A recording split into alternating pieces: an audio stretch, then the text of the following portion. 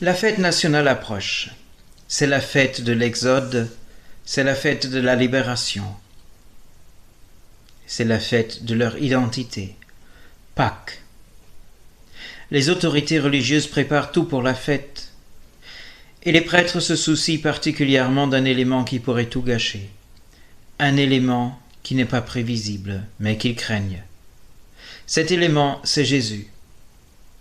Il va falloir reprendre le contrôle, il va falloir le faire taire, et le mieux serait de le faire taire une fois pour toutes. Un jour, quelqu'un se présente à l'accueil et demande à voir le grand prêtre. C'est un des plus proches compagnons de Jésus. Jésus l'appelle son disciple. Eux, considérant que Jésus est un terroriste, utilisent un langage paramilitaire. Ils disent que c'est un de ses lieutenants. Il s'appelle Yehuda, homme de Cariote. Le grand prêtre l'accueille, et après une brève discussion, il fait appeler le chef de la police du temple. Ensemble, ils préparent un plan qui leur permettra d'arrêter Jésus sans susciter le tollé au temple. Yehuda recevra une belle récompense. Quelques jours plus tard, la fête va commencer. Dans l'après-midi, Jésus envoie Pierre et Jean pour qu'ils préparent la fête. Évidemment, il faut acheter tout ce qu'on va manger, ce qui est bien défini dans les règles rituelles, de l'agneau, du pain azime, du vin, des herbes et plein d'autres choses. Ok, disent Pierre et Jean, on va acheter tout cela, mais où est-ce que tu veux qu'on mette ça en place ? Parce qu'il est vrai que le mont des Oliviers est un jardin agréable, mais il n'est pas vraiment adapté à la fête de la Pâque. Mais Jésus a tout prévu. Vous allez entrer en ville, leur dit-il. Là, vous allez voir un homme qui porte une cruche d'eau. Et je fais une parenthèse, un homme qui porte une cruche d'eau, c'est comme un veau à deux têtes.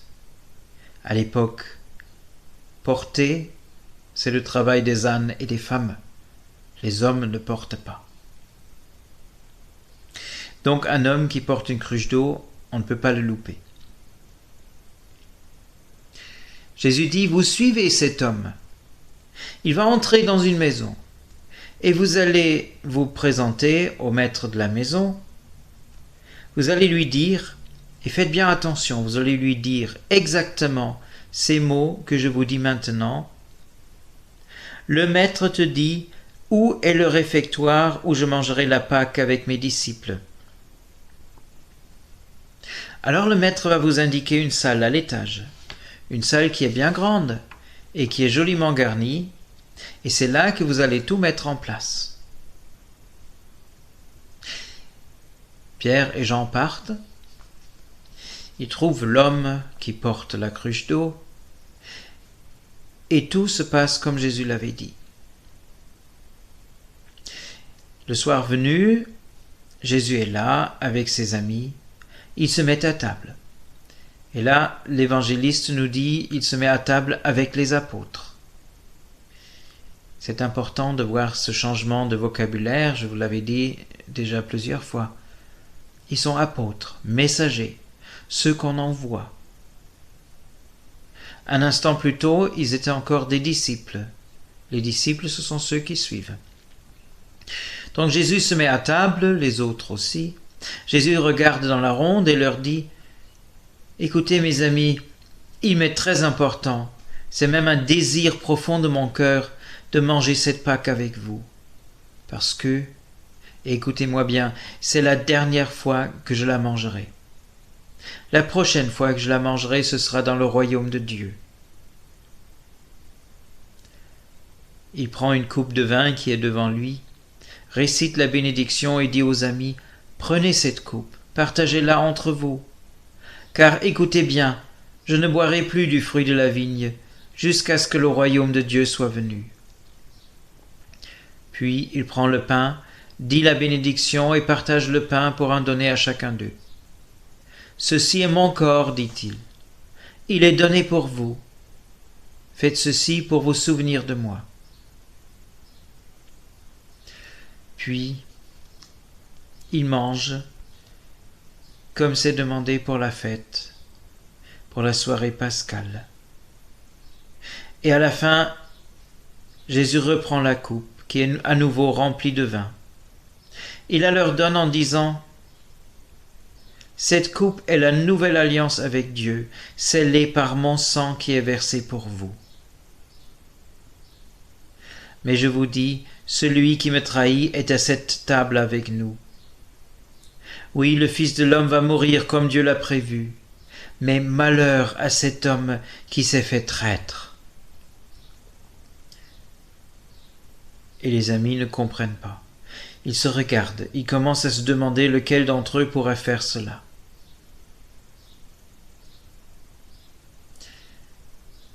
Et dans les discussions, ils arrivent à la question: mais qui est important parmi nous et qui ne l'est pas?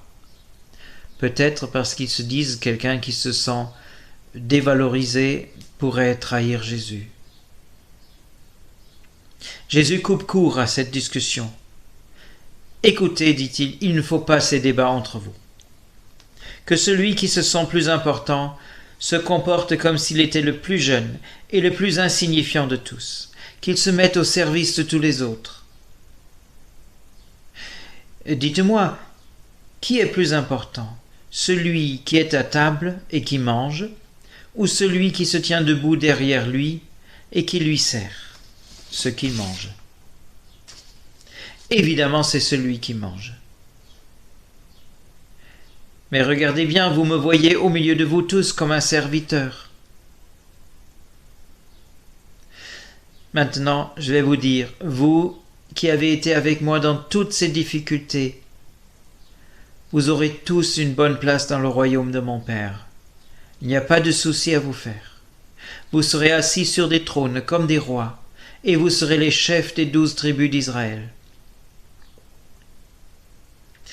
Et il se tourne vers Simon-Pierre pour lui dire, un peu à part: écoute Simon, ce soir vous allez être attaqué de tous les côtés.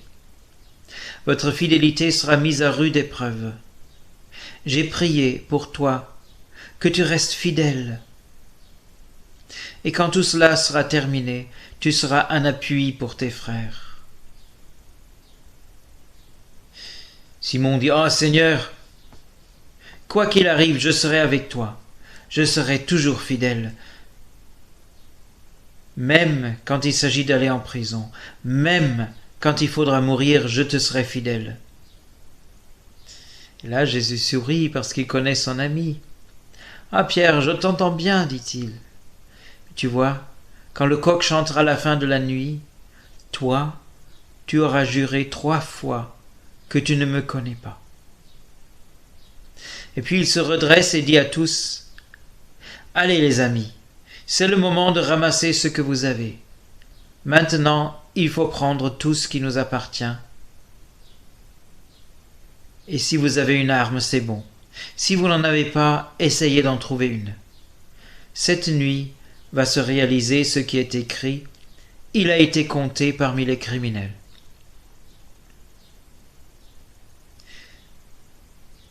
Eux, ils vérifient et puis ils lui disent: nous avons 2 épées.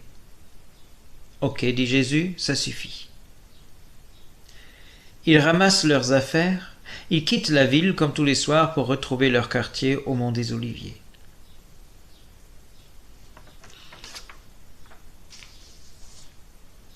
Et la suite de l'histoire, ce ne sera pas mardi prochain, ce sera déjà jeudi, exceptionnellement, pour des événements exceptionnels.